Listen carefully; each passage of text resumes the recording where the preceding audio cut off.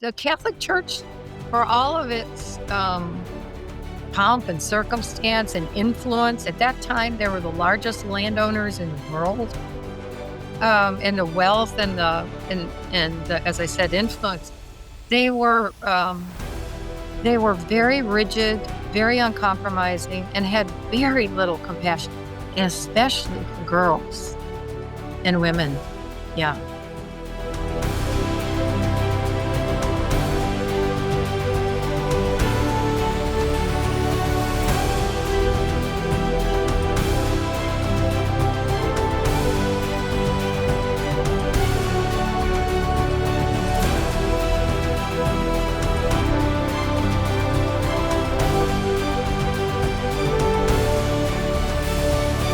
Hi, I'm Lane, and welcome to Lane's Domain, where we deconstruct the game of life one player at a time. Did you ever want to be authentically yourself and say exactly what you wanted or say exactly what you were feeling, but instead opted to sugarcoat it or lie a little bit so you wouldn't ruffle any feathers or so you'd be liked? Being real can be scary. Judgment is scary. Not being included or liked can feel devastating, making us feel like there's something wrong with us. So, how can we be authentic? How can we be in alignment with ourselves and be okay if it puts people off?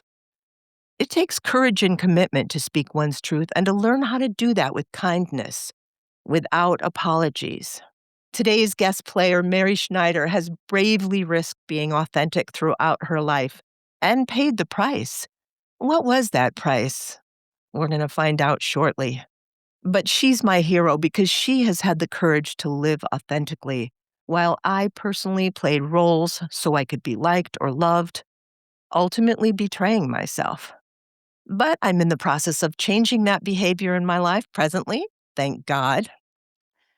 Our guest, Mary, is a rare, unique, and gifted woman who didn't change herself despite being a standout from her family, her peers, her life, throughout her life. I'm so happy she's here today to tell us her story. So I want to give a big, warm welcome to Mary Schneider. Hi, Lane. Thank you so much. I'm so excited and happy to be here. Yeah. And honored. Thank you. Oh, you are so welcome. You're so welcome. So you have lived such an incredible, unique life. I mean, I don't even know where to begin, except how about with the family? When did you realize that you were different from everyone else in your family, and how did that show up? I think I noticed it very early on in my family because there were certain things that they just accepted as the way things are, right? That I always questioned. And I have to hand it to them. They encouraged me to be a curious person. And on the other side, they didn't know what to do with me. I embarrassed them a lot when I was young because I was a talker. And so I would get straight A's in school, but C's and D's in conduct. And for someone like my mother, who was a a a, a brilliant and talented woman and an extreme rule follower, she just went by the rule. And if and she didn't understand when you didn't. She didn't understand the concept of actually not doing what society or what religion. I was raised in the Catholic Church. What all of those different modes of influence, not doing what they dictated was something that my mother never understood. I was the polar opposite. I never understood why you wouldn't question that stuff, and it drove her crazy. What are some examples of, your not understanding and doing something different that upset her? Well, for one thing, I didn't always do exactly what she told me to do. I would sit down and say, "Why? I don't understand why you want me to do that." And that in her family system, that was unheard of. You didn't question what your elders told you to do, and you didn't beyond that, you never questioned authority, particularly the authority of the church. And which throughout my whole childhood, I was continually being thrown out in the hall by the nuns because of the questions that I asked, right? And my mother was so embarrassed by that. I don't think I don't think that she wanted it. I think she was very torn between trying to rein me in and trying to allow. And I think it gave her a lot of heartache. I think that as she had other children and they were more compliant, she was much more happy with So where were you in the lineup of children of I was hers? number 1. Oh my goodness, so you took the brunt of being the first child and them not knowing really how to deal with this. Correct. They had all their ideas about how you raise children, and they tried them all out on me, and then, my youngest sister, I was 15 when she was born, and the way they raised those last 2 kids was a polar opposite of the way that they raised me. It was like, "Oh, man, that was an abysmal failure."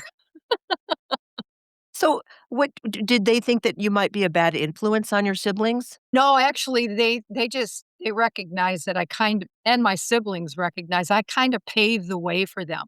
So, because of my breaking my parents in and I have to say my father was much more I was much more like my father. He was, in the '50s, he was a beatnik, and he rode motorcycles, and, I mean, he was way ahead of his time. He was a runner in the early '60s, and we were raised on health food. We weren't allowed to have McDonald's or any of those kinds of things in the house, and so he was much more of a rule questioning type person, and so I think between he and myself, we kinda broke my mother down. Did they get along, the 2 of them, with their such differences between them? Yeah, I would say, they were deeply in love with one another. I think they drove each other crazy, don't get me wrong, right? Because they were so different, but they dearly loved each other, and I remember my mother was an RN, and she was working in the hospital when they were dating, and, she worked in the ER. She was just rabidly against motorcycles because she put so many kids back together, right? And my dad came to the hospital one day to pick her up on a motorcycle, and she wouldn't get on it. She told him just to go away and go get a car. Oh my goodness. Now, what what created the situation that where they threw you out of the house at 15? I've never quite understood what that was about. I think it had to do with the fact that they were, very strange, and I think this was predominant in the Catholic Church, still is to this day to a certain degree. They were very strange around sex. And long before I ever even thought about sleeping with boys, my mother was really, she treated me like that was something that I was doing, and I wasn't. So, I think it might have had something to do with me and my first boyfriend. She was pregnant when I was 15. So, I was sneaking out in the middle of the night and stuff like stuff that, you know, teenagers do that, right? I know tons of people that did that kind of stuff. For her, it was just the line that you couldn't cross. It was the red line. And I think she having 3 other kids and a 2-year-old and pregnant at 41, I think I was just too much for her.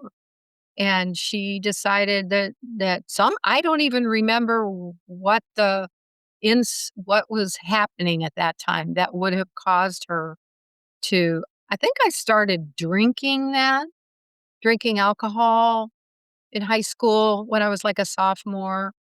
But it was the '60s and the '70s. People were doing a whole lot worse than that in my community anyway, right? So I've never quite been able to figure out what the and I never spoke to her about that. I Mm. never asked her about it. So, Mary, being forced out of your house at the age of 15, that's a profound rupture. What did that moment change inside yourself? It made me make a lot of decisions about myself, that I wasn't valued enough to be a part of what the basic um, structure of society was, which was a family, right? So not having been shoved out of that had a profound effect on me and the rest of my life. I especially in terms of my self esteem, which I worked on over the years a lot, and it's been all these different like pieces and tributaries that I've worked on that, oh gosh, something would come up and I'd go, geez, I don't know why I'm feeling like this or why this is happening right now in my life. And I would go talk to a therapist about it or get some kind of counseling. And geez, it would go back to that incident when I was a 15-year-old kid on the streets on my own. Right Yes. Do you? now, I have to say that I always, God, grace, however the universe you want to look at that, always took care of. I mean, my best friend's mother took me in.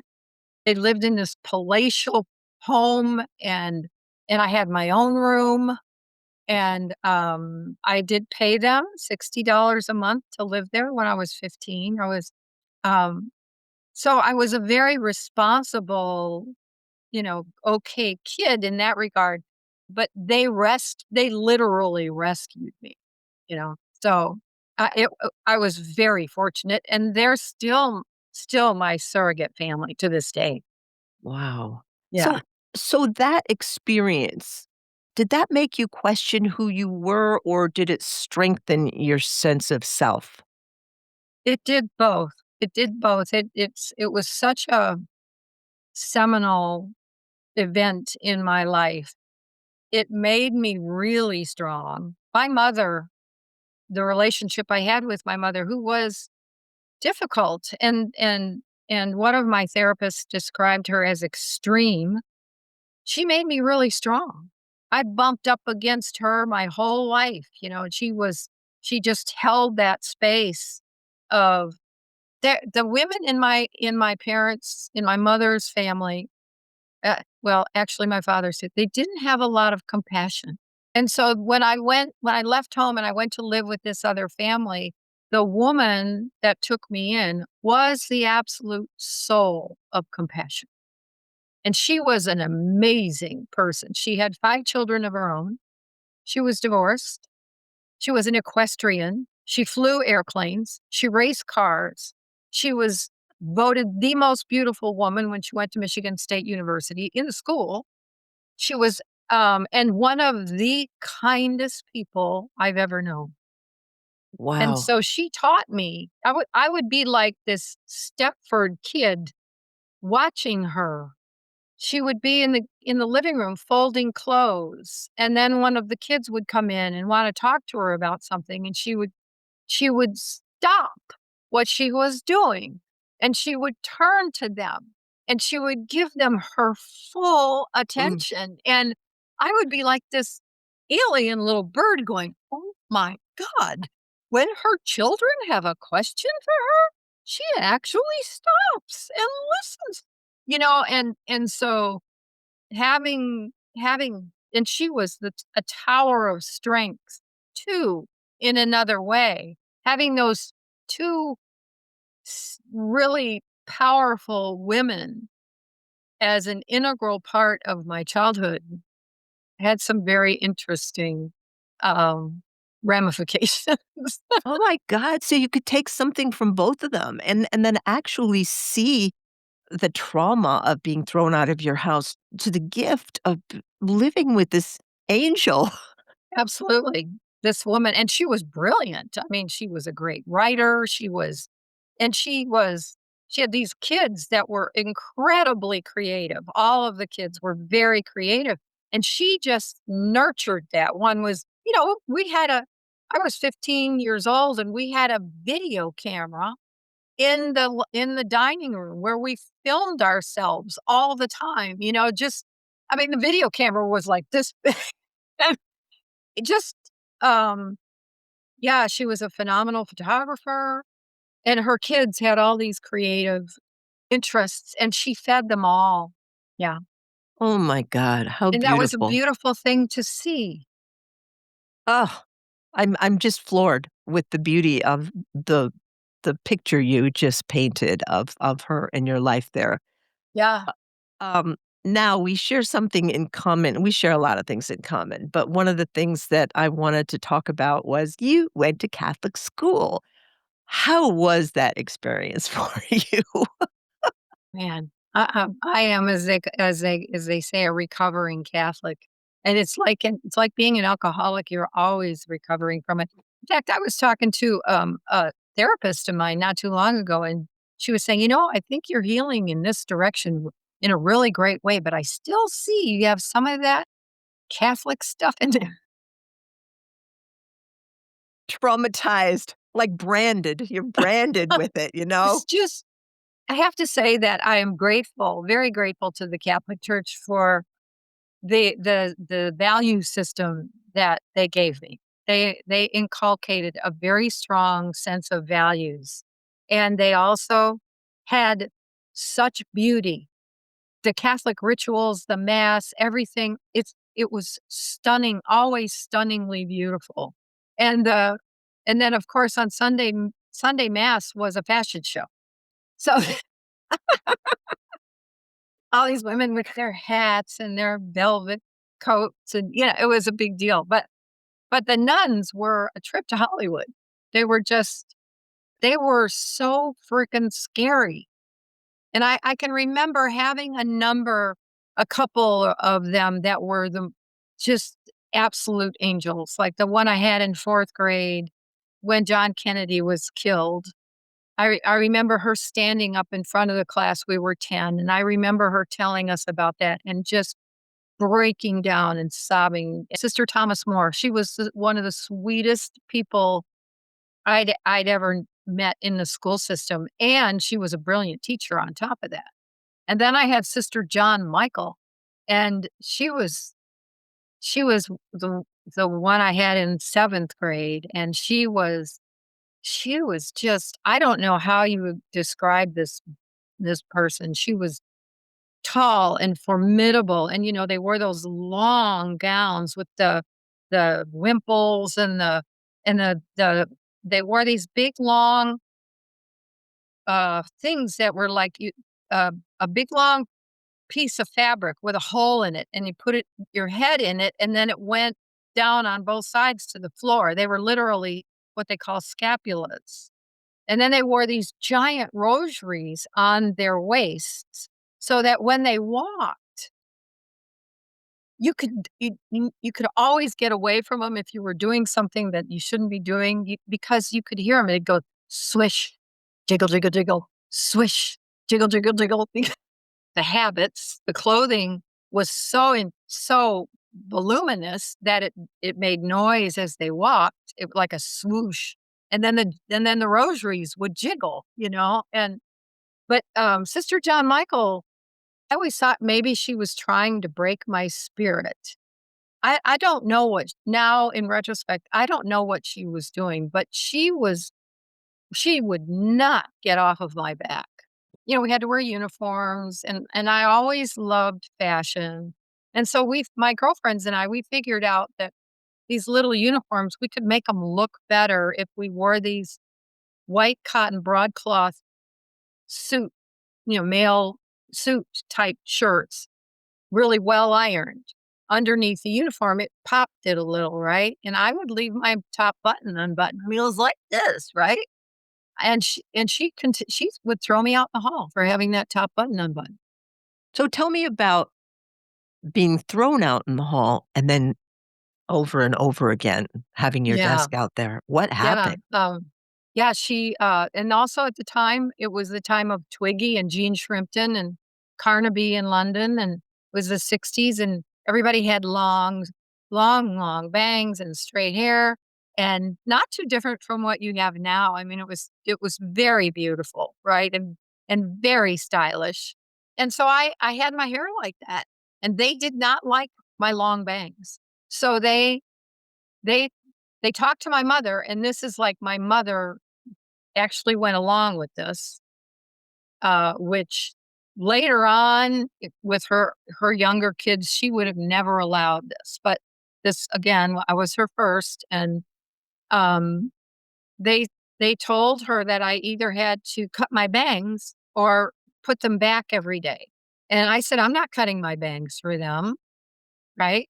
My mother, in conjunction with the nuns, bought me a headband like this, and I had to put that on and put my bangs back, and of course, the headband ended right here and the bangs ended here, so they stuck off, Little feathers. and I had acne on my forehead. Not a bad case, but I was in puberty, and that was happening, and I had it covered up.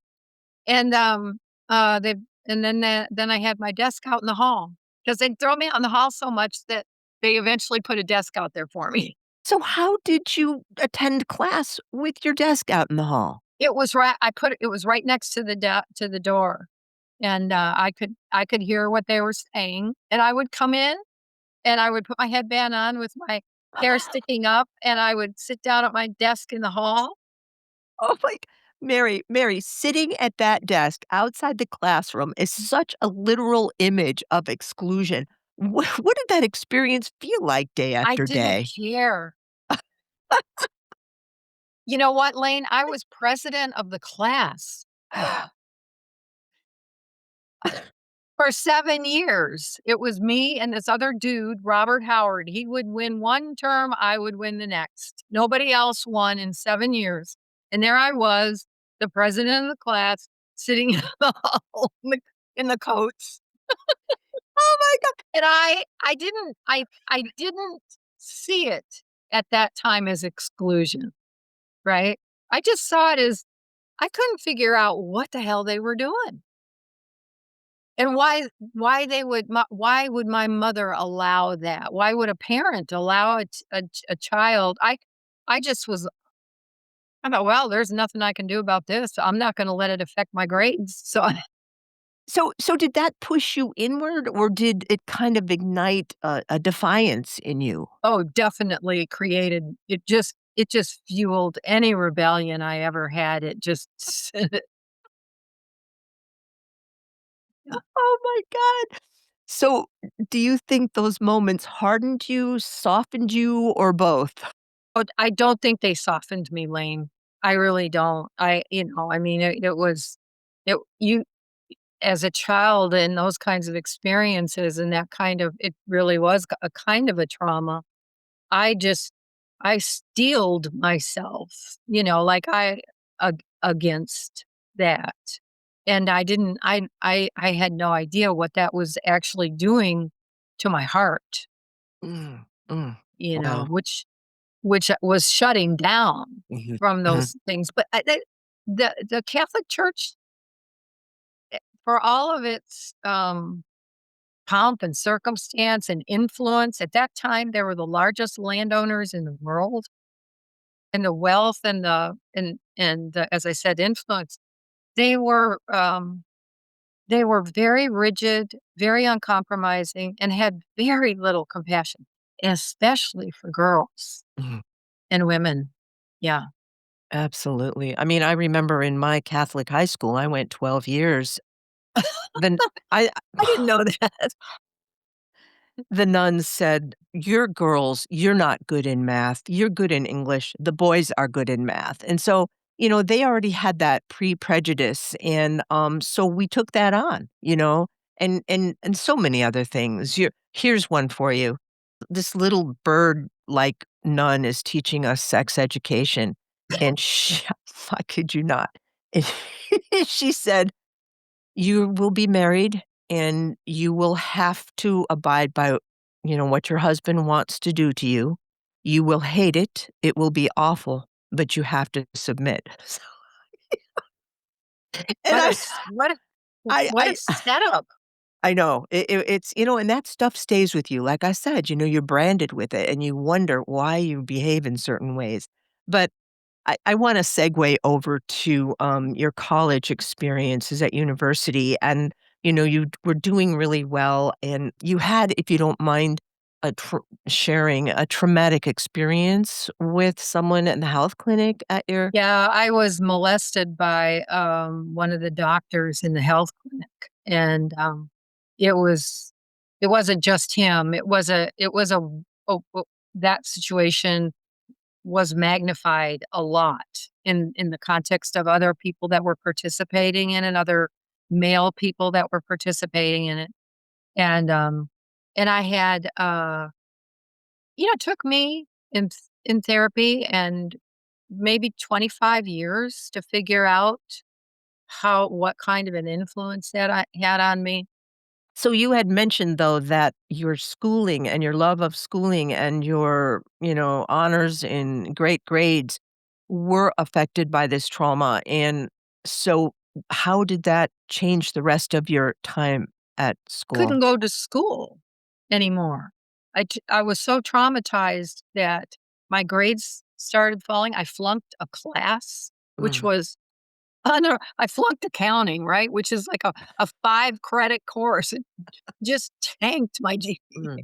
And mm, yeah. I had to Oh, go back to my dad and ask him, I said, "Dad, I need the money to retake this course," and I retook it, but I was drinking a lot. wow. I couldn't study, I couldn't concentrate, I didn't know what trauma was. Nobody, of course, ever paid any attention to kids that were traumatized back then because everybody was traumatized anyway, right? I mean, I I recently I recently wrote an article on, PTSD, and I was doing some research for it, and today the statistic is that 80% of the people that live in America are in fight flight all the time. Mm, mm, And mm, that's with all of the work and the help and the assistance that people get today. Back then, yeah, people didn't they just didn't recognize that. I didn't know what was wrong. All I knew was I had to find a husband. I had to find and I didn't even know that. That was a goal that was in my subconscious. I need to find a man. I need protection. mm, And I mm, left school and I found a man and he was a very protective type dude.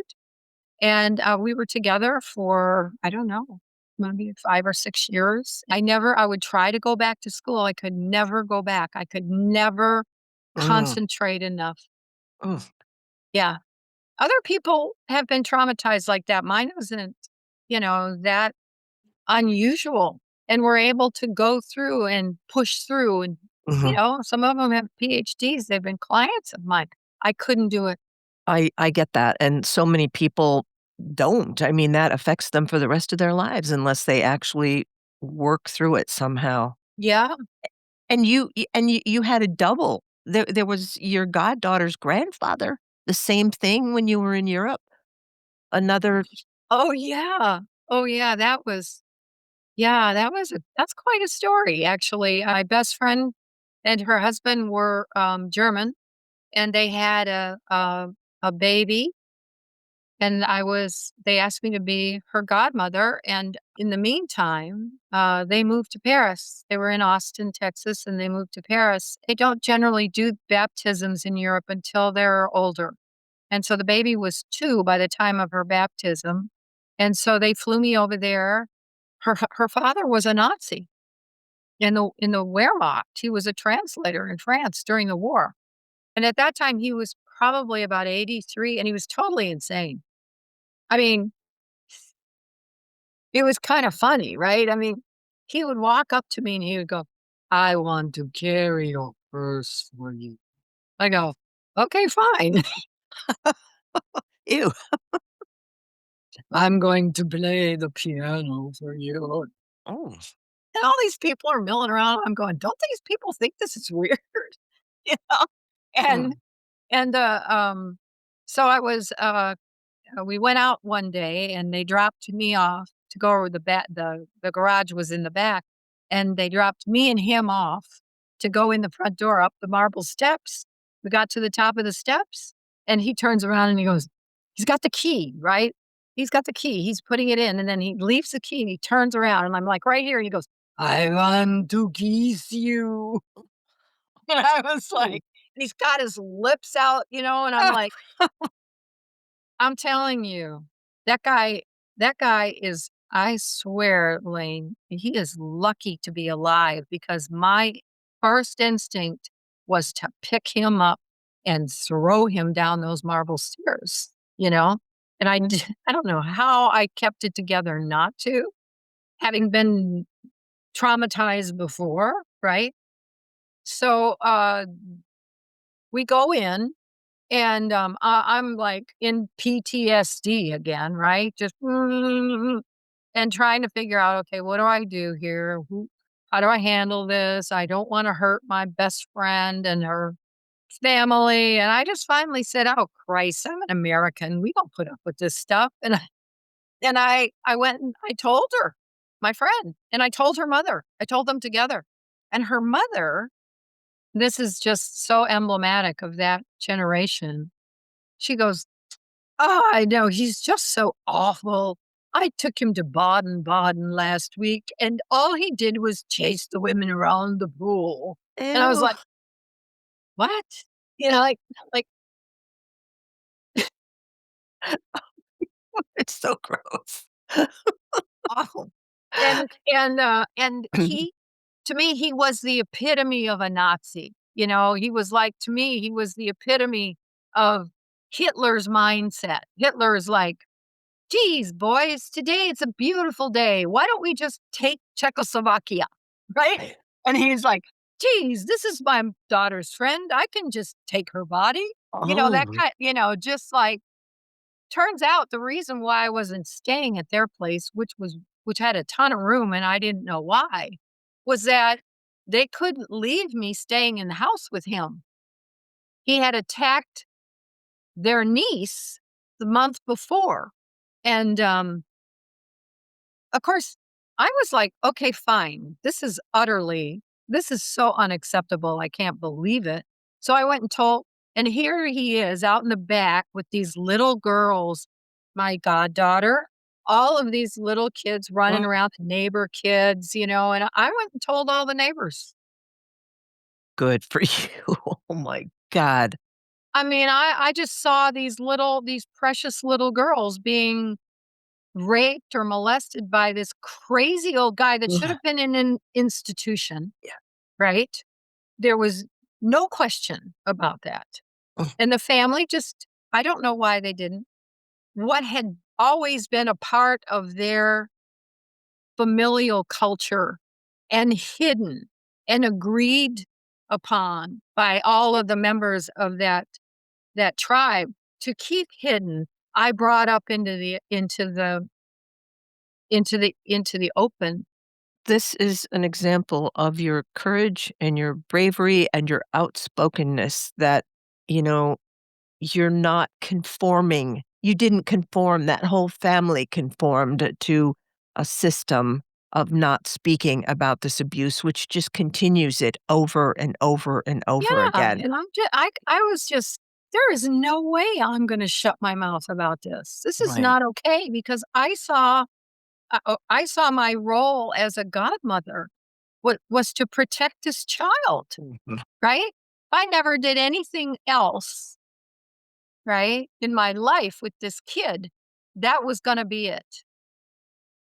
Speaking of which, let us segue into that. You have become a healer extraordinaire and have been for decades. And I would like if you would explain what resonance repatterning is and how it incorporates quantum. theory or I don't even know. I can't describe it, but it Yeah. uses energy to heal. Yes. Tell me about it. Well, it's based on quantum mechanics, which states this is very fundamental, I mean, that's a very, involved deep science, but basically says all matter is energy. So we're energy. If all matter is energy, then everything has a frequency. Low back pain has a frequency, and diseased organs have frequencies. And since thought is matter, things like limiting belief systems and negative thought patterns, these things have frequencies too. And if you can optimize the frequencies, people experience profound dramatic change in their lives, and it heals.